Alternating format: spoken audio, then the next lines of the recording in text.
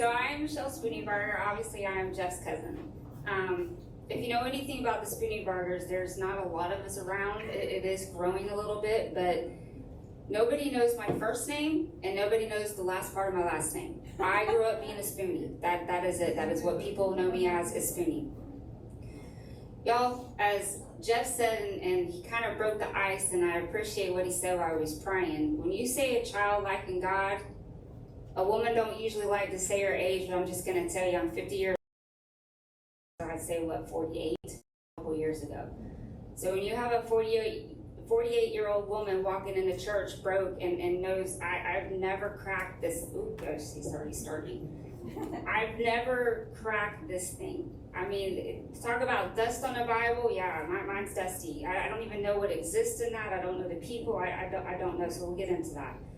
But I'm here to tell you what God's grace has done for me. And boy, he's worked in my life. I know now that he was there the whole time, but I did not see him the whole time. I did not feel him the whole time. So I have 30 minutes to do this, so we're going to get right to it. All right, when I was 5 years old, unfortunately, I was molested by a family member.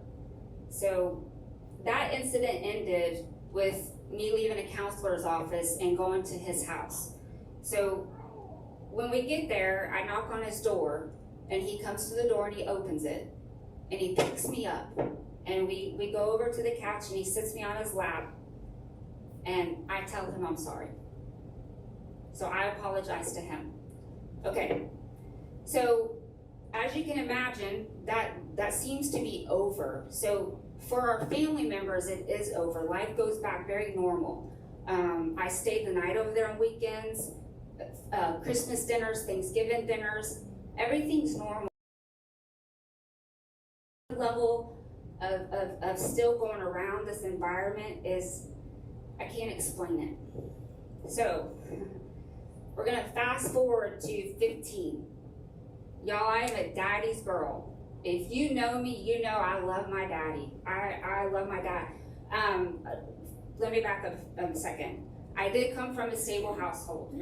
I have an older brother, he's 5 years older than me, and I have a mom and dad that stayed married until my mom passed away from cancer. So I did have a stable household. So back to my dad, I'm close to my dad, I was not close to my mom. I did everything my dad and my brother did. In the summer, we were scuba diving, we were fishing, and in the winter, we were hunting. So fast forward 15, we was in a hunt club in Alabama. So we had a travel trailer that we took up there and we left there because it's about 3 hours from the house, and that's where we stayed. I got a bow, archery hunting. I'm super excited. I hadn't killed a deer with a bow yet. So we're not having very much luck seeing deer. So one of the hunting members that was up there was like, hey, listen, I got deer coming out every night on my stand. Let me take Michelle out with me. I'm sure she'll get a deer tonight. And great, we know this individual. He's married. He's got a daughter my age. I'm excited. Let's go. So he comes and picks me up on the four-wheeler, and we get out there and we climb a ladder stand. So you got the platform, and then you got a seat that's big enough for 2 people. So we get up there and we get our bows situated, and we make small talk. Now we're sitting down, we're being quiet, we're hunting. And then the question comes. He asked me, he said, have you ever had sex? So you can imagine, without going into detail, the things that happened in that tree stand that just should not have happened he was older 40s and a 15-year-old girl. So we get down at dark, I drive the four-wheeler back, things continue to happen that shouldn't happen. As we get to the hunting, I didn't. I've already been through this once. I know how this works out, so I didn't. That incident ended in a courtroom. And when I tell you probably the most traumatic incident of my life was the courtroom, let alone the things that have happened to me, was the courtroom. We have advanced so much in children trauma in the way that we prepare them for court that we did not have back then. I had no preparation. So the first shock when I go into court is him. When he walked in, I didn't know who he was. When I'm in the tree stand with him, he's got a full beard, he's got camouflage clothes on, he smells like Jack Daniels was his choice, and he smelled like a cigar.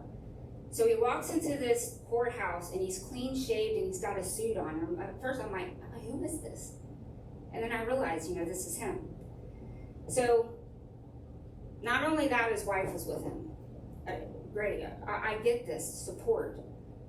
Half of the community was with him. Y'all, I walked into court with my mom and my lawyer.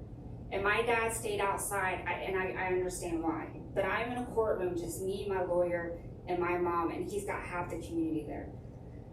So it starts, the trial starts, and they're all first. I'm not exaggerating when I say 6 to 8 character witness. They get up on the stand, and they are all talking about, he's a man. He would not do this. This is not true. She's lying. He owns a business in his community. He's a community guy. You can't beat a 15-year-old girl down any worse than that. That was a beat down. I got beat down by everybody that was up there talking about what a good guy this was. I felt the punches coming. So by the time I got on the stand, I was beat. So when I get on the stand, I'm also not prepared for what I have to say. There's no preparation. So I get asked questions. And unfortunately, I get asked questions where I have to be very specific. I'm 15 and I got an audience that's grown. I got a judge sitting beside me. She's a grown woman, so I'm thinking, why can't I say nothing? They're gonna know what I'm talking about. So I remember trying to get into the conversation of what he did, and I look at the judge and I'm like, like, help me out here. I mean, you can picture this. Come on, help me out. And she said, I don't know. You have to tell me. I still to this day, when I'm preparing for this testimony, I still to this day don't know how and why I had the respect for his wife. I looked at the judge and I said, I can't do this. His wife is here. I did not do it. I did not go into any details. I did not say anything that happened, but he ended up getting probation. So there was some consequences for that. So I say all that to say that you talk about we left the court. Crickets. I love my parents, and my parents are good parents, but there was no counseling. There was no talking about this. There was nothing. So I am left all alone. I'm by myself. I'm feeling ashamed. I'm feeling guilty. I'm feeling like, what have I done wrong? Like everything that is really actually normal. So that started a destruction. When I say destruction, I destroyed everything in my life. Every person that came into my life, especially if you were a man trying to have a relationship with me, I destroyed you. I didn't have God, I didn't have the Bible, I didn't have anywhere to turn for help and guidance and the peace that I feel now. I didn't have that. So I handled it. I handled it my way. And I destroyed everything. I have 4 failed marriages. I've recently left my 4th husband a year ago. I have 2 children, 2 separate dads. I was not married to any one of them. My son's father, he's my oldest. When he was 2 years old, he left town. We haven't heard from him since. My daughter's father, I don't know what it is about my kids being 2. Seems like every time they turn 2, something happens. So right before she turned 2, my godmother's house, she was watching the kids, and he never showed up. So he ends up calling me from county jail. And he said, Michelle, I messed up. Well, he messed up 5 years worth. He went to prison for 5 years. So now I'm alone with 2 children. They have no father figure, and I have no income. So talk about dark, rough times, and I still don't know this man. Like, I don't know to hate him. I don't know to turn to him. I don't even really say, oh my God, why me? I mean, I think I'm saying why me, but I'm not really blaming God because I don't know that he exists. About him. I mean, I went to church when I was a kid, but I don't remember anything about that. Me and my cousin just talked about that. So here I am, y'all, I'm broke, I'm alone, and now I'm just trying to survive. So we're gonna fast forward to my late 30s. I had no idea that my career would save my life. So this is the part I knew was gonna happen. So I became a law enforcement officer. And let me tell you, that is a whole nother story in itself. I mean, I've got 2 children, no father figure, I've got no child support, just trying to go to school and work, long days and nights. So that was a lot of work to get there. So I started in law enforcement, and I started learning about child abuse and sexual abuse, but I think the most interesting thing about me was the victim. It was learning how the victim actually, how it really broke them. And then as an adult, they're angry, they're mad, sometimes they're addicted to drugs, they're alcoholics, they're prostitutes, and it's just like, oh my God, a light bulb finally went off on, I'm not crazy. This is, this is kind of normal, but I would say that was the first light bulb that went off on why I'm acting the way I'm acting, why I'm destroying things, why I'm so mad at the world. Mad at the world. I mean, I am just an angry individual. So it was really good to learn that. And then God, like I said, he's always been there, but I didn't know that. God placed me at Baker School as a school resource officer. Victoria, come on, make eye contact with you. So, I ended up at Baker School as an SRO. Man, what a community, y'all. God, what a community. I had no idea what I was in store for. I didn't know this town. I drove through this town to get to Andalusia. It's small, K through 12 school. And God just opened it up. And this is what I picture right now at God doing. I picture him sitting up there against a tree, just chilling. And like, how you just sit straight and you got your legs crossed. And when you're bored, you find a ball and you just kind of toss a ball. I figure I'm tossing a softball. For me, it's a softball. So I see him doing this, and I see him starting to work. I see him looking down and saying, Spoony, I'm going to get you. I'm going to reel you in. So I am surrounded now by godly people. I am surrounded by godly men. I hate men. I am surrounded by godly men that talk about their families and their wives and what God's done from them, the hardship. And it's like this thing that they keep talking about, like, what is this thing? Well, then I become friends with Victoria. And we're getting closer in our relationship. And there she goes. Do you know God? No, I don't. And she starts to tell me about God and how great he is, and Jesus, and coming down and saving us and dying on the cross, and all this is just foreign to me. Like, I feel like God just put me on a different planet. Like I am an alien in a planet that I have no idea what's going on. I don't know what's being said. I don't know what you're talking about. I don't know God. I don't know all this stuff. So it's kind of very foreign to me, but I'm listening to her. She's talking to me, and I'm soaking it in a little bit, but the invitation to church was there. Y'all, I feel like if I stepped in church, it would burn down. There's no way that somebody, and it's funny because Jeff talks about words. To me, I'm just I just hurt people and I've messed up. To him, you're a sinner. I don't know what a sinner is. I don't even understand the definition of a sinner. So to me, I'm just a screw up.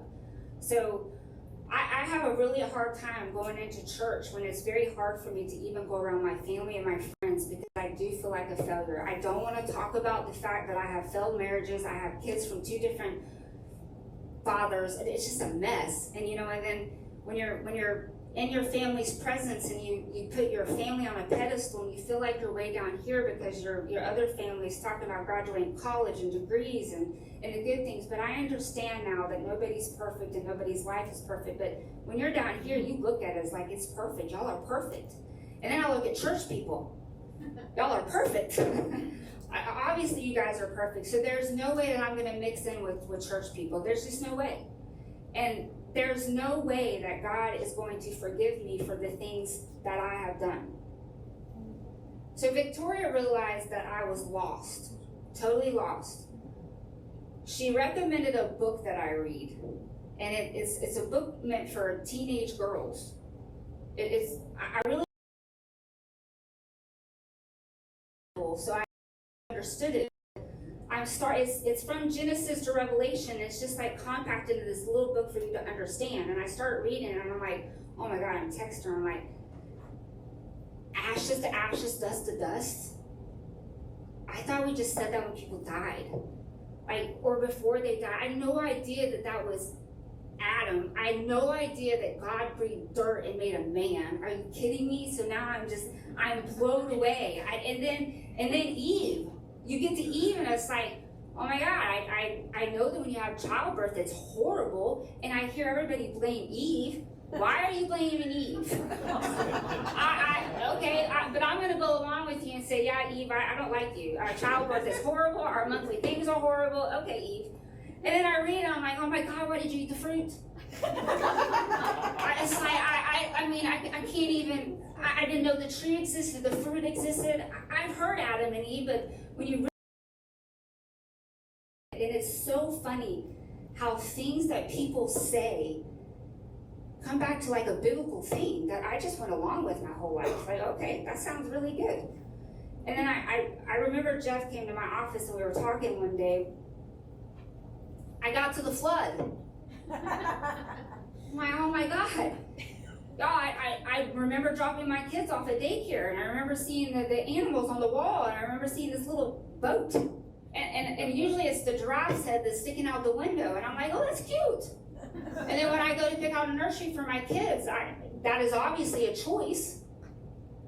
I'm like, okay, these are cute little animals. And I'm like, Jeff, that's the ark. That's the animals that God told Noah to put in the ark. I'm blowing for all this stuff. When you say childlike in God, I am a child, blown away at these pictures in this story. But I also got into the story of God leading His people and separating the sea. And oh my God, these people, they were horrible. I mean, they would do good and then they would do bad. They would ask for forgiveness. And then I'm reading about the first murder. I'm reading about adultery, and I'm like, oh, I'm okay. I'm like,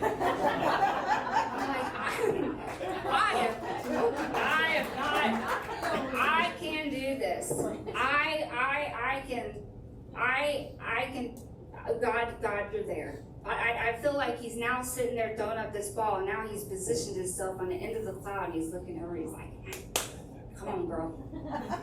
So, oh, it's glorious. It's amazing. Oh, it's amazing. I was there, y'all. God is now, I'm finally introduced to God. But I still got the devil hanging around. And y'all, real quick, the devil. When I was reading Adam and Eve and that serpent comes in, and I realize it's a snake and it's the devil, the devil is a red man with horns and a pitchfork to me. Again, this is a snake. I have no idea about the devil. But the devil is there. So I'm introduced to God, and I can feel He's working. I'm around great people, community, friends, but I'm just not there yet. So I make a horrible decision. I don't pray about it. I leave Baker School and I go to patrol. I leave my people. I leave my godly people. I leave the people that have finally just led me to where I needed to be. So I go to patrol. And let me tell you, God's looking over, and God, I know you guys know, but I've just learned all this. Travel by day by cloud and by night by fire. Boy, I have a cloud on me. I have a cloud right with me every step I'm taking. So I go to patrol, and I start getting out of my community, which happens to be Baker, and I start running into kids. Spoonie, why did you leave? I don't know. Come back, we missed you. I started running into parents who are like, Spoonie, my kids miss you. You made such an impact. I didn't hear all this before I left. And then I go to a domestic violence call. Got a mom and a daughter fighting. My partner arrests the daughter, and mama loses her cookies. Like, that's my daughter. You can't arrest my daughter. So now it's me and mama because my partner's on daughter. I'm like, oh, I'm about to get my butt kicked. So this boy runs out of the house and he goes, Mom, stop. That's Spoonie. That's a good one. Oh. My heart. God, my heart. So I would say, I got in my patrol car and I sat down and I was like, I'm listening now. Talking to me, and it is time to listen to you. Give me what you got. So that was my cue. Patrol's not your thing. Your thing is kids, mentoring kids, and being there for these children. So I went back to the school. I did not get Baker, unfortunately. But listen, that cloud, God's still right there. I go to a school in Fort Walton. I got 2 ladies here now from that school. But the one person that I met in Fort Walton was Chaplain Tim Sheldon. God, amazing man. And again, another amazing man put into my life. He was waiting for the head chaplain job, so he was the deputy and he was SRO for a little bit. And he called me. He said, Spoonie, somebody told me to, and I have to go check sex offenders. That is part of our job. So we get in the car and we go check sex offenders, and I'm showing him how to do it, refreshing his mind on the computer. And we start talking about God. We start talking about my experiences and my past. And then we start talking about the fact that we are checking sex offenders and the peace that I have with it. And I treat them like individuals and I treat them with respect, because I've come a long way. And that's a whole nother story with forgiveness. I've come a long way with that. So I'm able to do my job and I'm able to do it the way I need to do it. He's just kind of amazed. But he also opens up about his testimony. God bless that man. I'm telling you.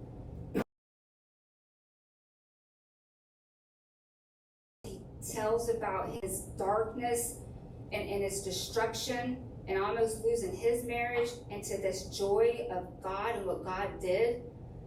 And it was nothing short of amazing. And I'm like, I feel like I'm right there. Like I'm walking in this, like this is me. Now I can't do like he did and tell you the exact day that I guess I can. But he could tell you the exact day. I can't tell you the exact day, but I can tell you the moment. But he can tell you the exact day he said, I'm done. I'm turning my life to Jesus Christ. And his life is good.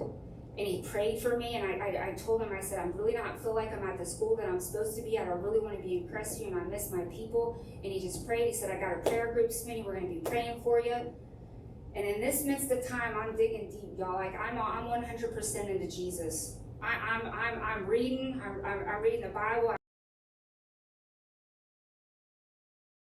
Get coffee on the way. I'm sitting in the car. I'm praying before I go into my job, and I'm reading the Bible. Now I'm lost as heck. I'm lost. So, but I'm diving deep and I'm feeling it. I get a call and I get to go back to Baker. I get to go back home, y'all. I get to go back with my community that's surrounded by God, and I get to go back to family that I can now I can get back into things. So I start going to church, really going to church, and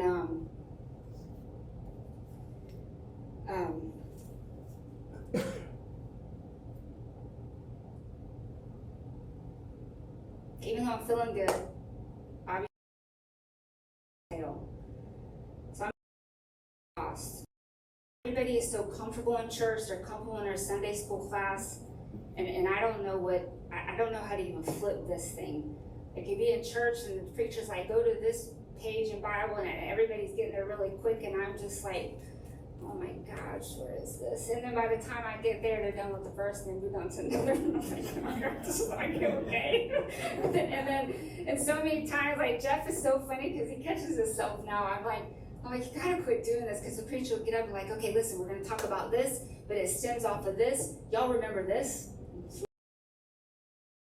I don't know. So now I'm already lost in church. So now we have an hour of a sermon I know nothing about.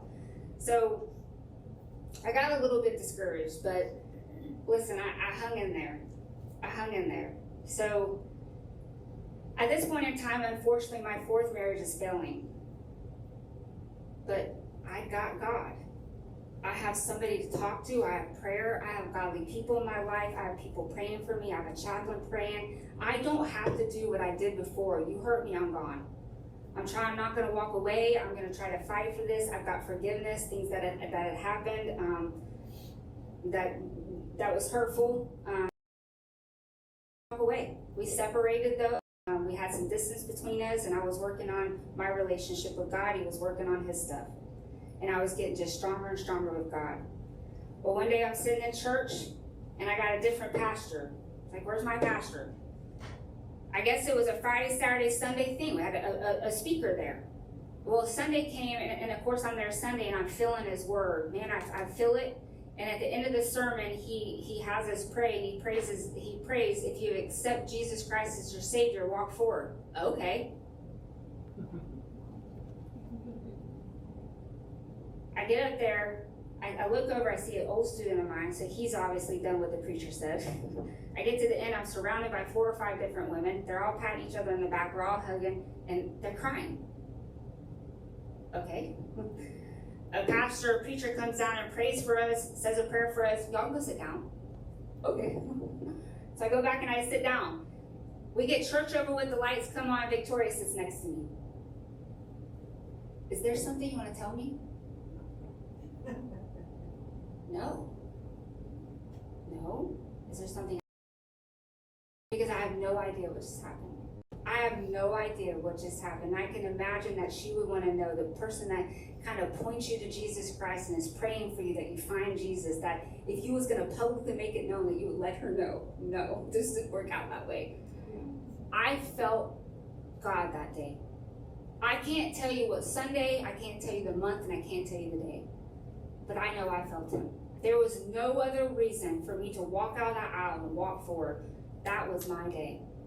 I found Jesus Christ and I accepted him as my Savior. So I know like I told you guys, I got so much that so ended up my pastor, my interim pastor. I mean, God, long distance cousin. I mean, just not been together in a long time, and boom, he's at my church. So I open up to him and I get to tell him my whole story. And he's blown away. He's like, wow. So I get to the next step. I didn't know there's steps in this. You publicly make yourself saved, and then you're going to go to another step, and you're going to get baptized, and then it's just all these steps. I'm like, okay. So me and Victoria talk about baptism. I have been baptized before. I don't know when, and I don't know why. So I explain everything to Jeff, and he's like, let's do it. Let's do it. So I get baptized. And let me tell you what, Satan is right there with us. And when they say a new believer, when they say Satan's going to come running after you, does he not come running after you? Because he doesn't want you to go to God. And he ran after me. My marriage did not last. However, peacefully that it did not last, because I prayed for God, I prayed for healing, I prayed whether I should stay, whether I should go, what do we do? And unfortunately, things just escalated in our marriage that I really felt like God was saying, you guys gotta go. This is not healthy, and it's okay. I didn't make that decision on my own. My whole life has been me. I can do. I've raised 2 kids on my own. I'm the man of this house. I didn't do that this time. So when I say I feel peace walking away from that marriage, I feel very much peace, and my journey now is with God. But as I'm sitting in church and I'm sitting in class, preacher at the time, and election time came, and without getting into a lot of that stuff, I just want to say that I think that was the one time that I see people of the church judge. I think that was one time that, again, I'm feeling like our church people are perfect, and I feel like that was the time that they was judgmental. They was judging what to vote about. They was talking about marijuana, addiction, and just being very negative, and I was watching their face, and I could just see the disgust, and then abortion came up, and I could just see the disgust, like, why would people do that? And I'm sitting back, and I'm like, why are we even talking about this? We shouldn't be judging. I wanted to run, because now I realize that church people are not what I thought. They're not perfect. Y'all, they did not intentionally do these things. So without running, I get my new pastor, Justin. Justin, almost made me want to run himself.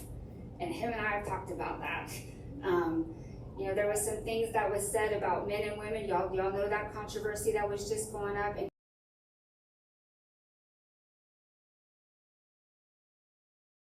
children with that one. I handle my business. The way I'm thinking is I don't need a man, so I want to run. I got the judgment I feel under the church people. I don't know what's going on. I'm confused now. I didn't think it would be like this, and I asked Justin, I said, Justin, can we talk? Can we talk? I talked to him for 2 hours, and I left there, and I'm sweating. I'm like, oh my God, Spoony, what did you just blab to this man for 2 hours about nothing? But 3 things came out of that. He said, Spoony, we're hypocrites. We are all hypocrites. How do I go to a church and how can I sit there and expect for nobody to judge or for everybody to be perfect? He said, we're hypocrites, Spoony.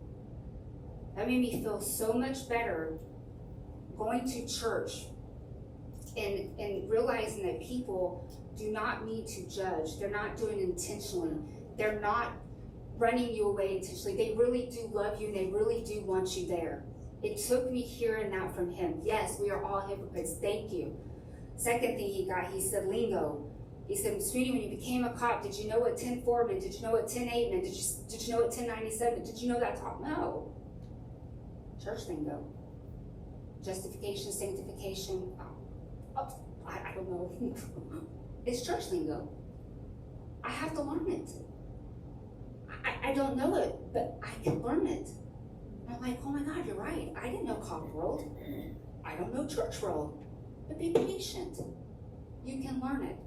And he said, we don't have any classes for you. We don't have classes for a 48-year-old woman that is just finding God and really doesn't even know that why we joke about Eve.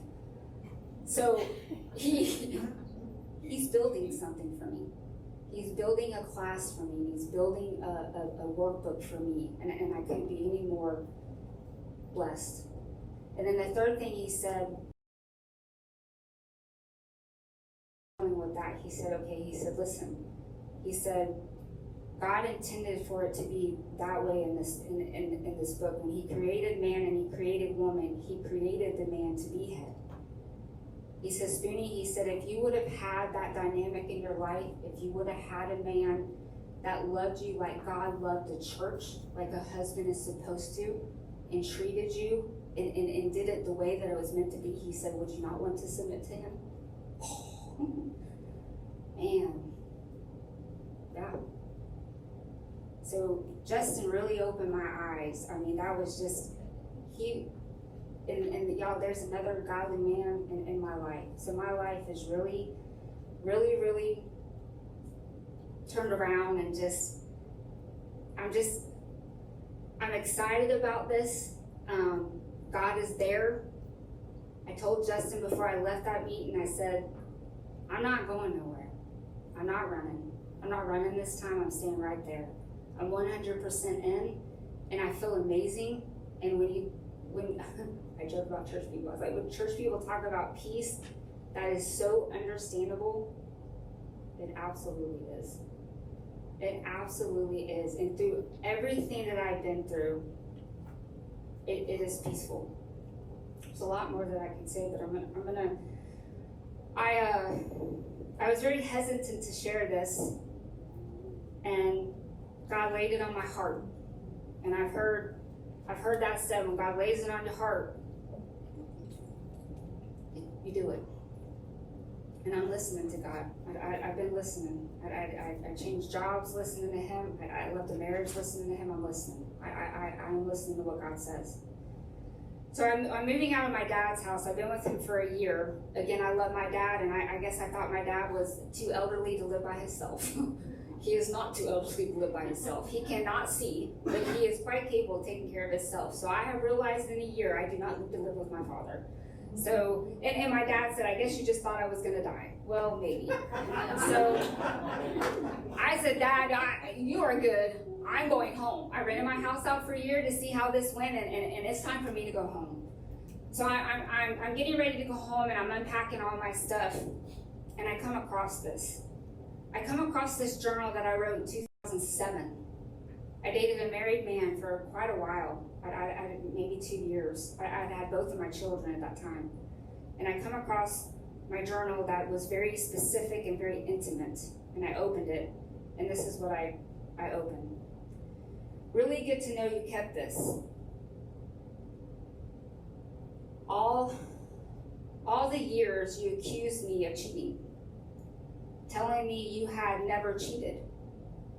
You were the other woman. Were the other woman is all capitalized in exclamation points. If y'all have kids and y'all text, y'all know what that means. That's the same as cheating and had him around your kids. An affair you always accuse me of because you still carry guilt. This was great to read through. A few pages just disgusted when I got to the part about your kids. I never would have cheated on you, never did, ex-husband. I took 3 things from that. First of all, when I read that, the devil attacked me. When I left my ex-husband, I left. I didn't answer emails, I didn't answer phone calls. I had a friend answer them for me. When I left, I left. I closed the door. God said, close it, leave it closed. So I did. I opened this, and I want to go ahead, get everything that God told me, and I want to go ahead and get the devil. Go ahead and give me my phone, because I'm about to open my email and my phone number, because I feel violated.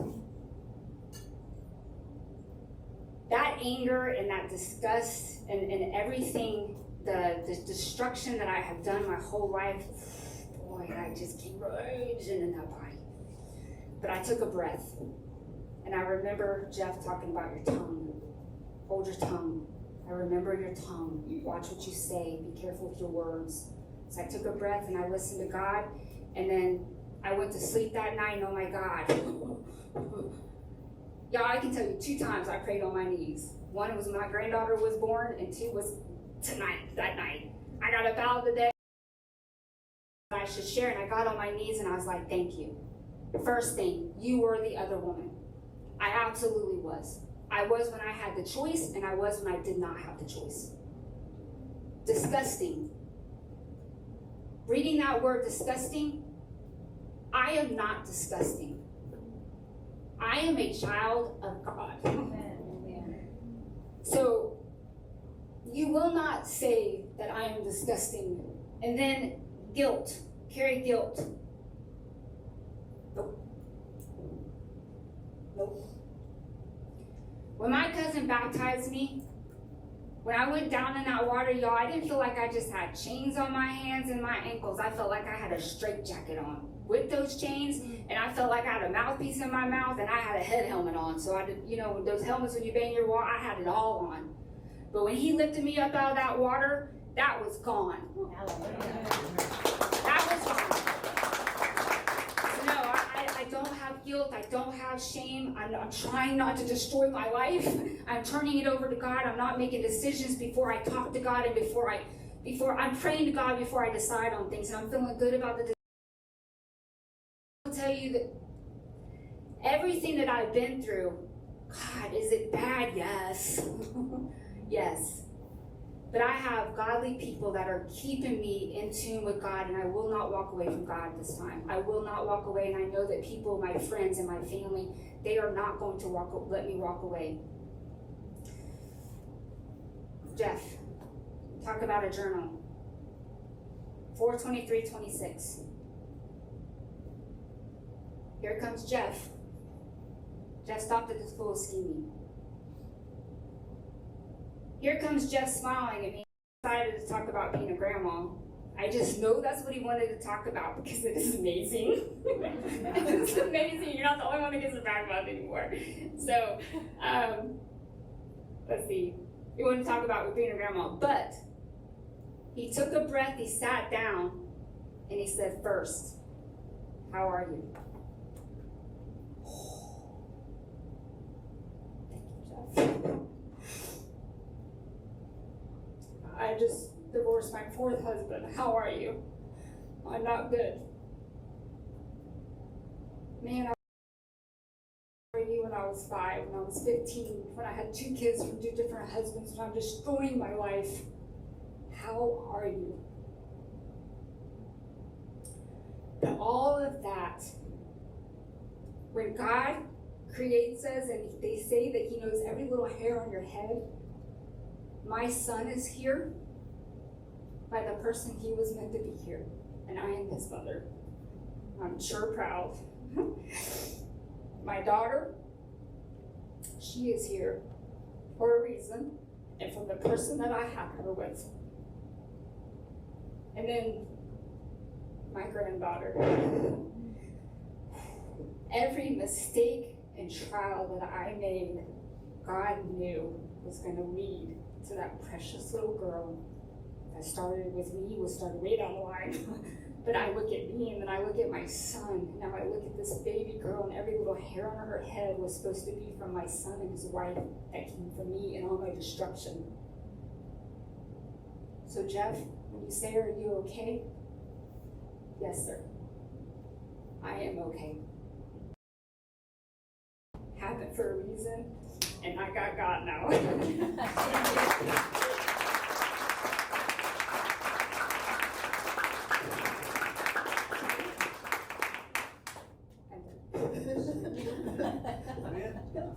You can go if you want. I already oh my God, I went over 10 minutes. Man, that was so good.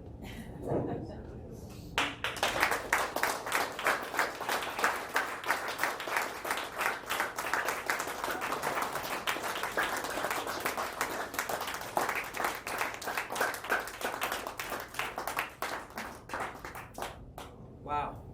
So, here's where we go from here. Gosh.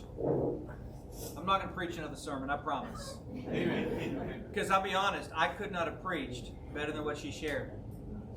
You know, I think sometimes we forget that it's the stories of God at work in the people of the body of Christ that are so powerful. We just need to share them. Especially if you're watching online. If you have never trusted Jesus Christ, you are not unlovable. You haven't gone too far. You cannot outrun, and you cannot hide from the long arm of the Lord. He loves you not because of who you are, but because of who He is. And His love extends to you with all grace and all mercy, and its open arms to come. And you can come with your junk. Right? Matter of fact, you have to. Because you can't clean up before you get to Him. It's impossible. So if you've not ever trusted Jesus Christ, right? Admit you're a sinner. God, I know I'm a sinner. Believe. I believe that you are who you say you are. You are Jesus. You are the Son of the living God. And then confess. Confess with your mouth. If we confess with our mouth that He is Lord, right? And believe in our heart that He was raised from the dead, we, or you, will be saved. That's what the Bible says. So this morning, if you haven't ever trusted Christ, that's your first thing. The second thing I'm going to ask you to do is this. Remember what it's like to be brand new. Use as little lingo as possible. Remember what it's like to not be okay, because all of us at some point are not okay. And I think what you reminded me is ask people how they're doing and then actually listen. And amazed in what you have done in this one life. God, this city is filled with Michelle. Give us the eyes, give us your heart, give us your mouth to speak your love and your grace and your mercy to so many people that don't know. God, help us to use words they can understand. Use their lingo, Father. We're so grateful for her for sharing this story. God, we pray that you will show her her next step. That you will open doors to her, Father, that people that need to hear this, hear her life, her radical life, need to hear that, Father. God, we're so grateful for who you are, for how you love us through your Son, Jesus Christ. Use each one of us, God,